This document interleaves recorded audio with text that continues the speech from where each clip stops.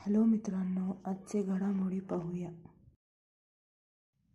चला आजचा पहिला प्रश्न बघूया. कोणत्या देशाने अशोक स्तंभावर आधारित एक प्रतिकृतीचे अनावरण करण्यात आले आहे? Option A Japan, option B America, option C Indonesia, option D Sri Lanka. Right answer असणार आहे ऑप्शन डी श्रीलंका.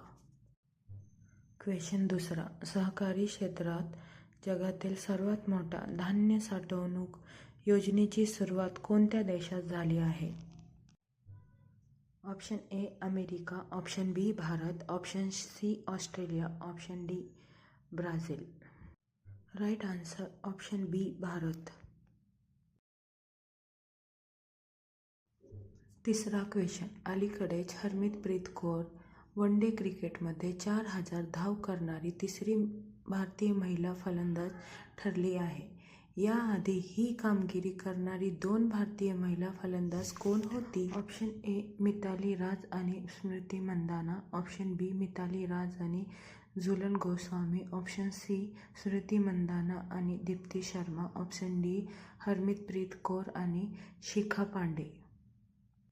तर right answer option A Mithali Raj आणि स्मृती मंदाना.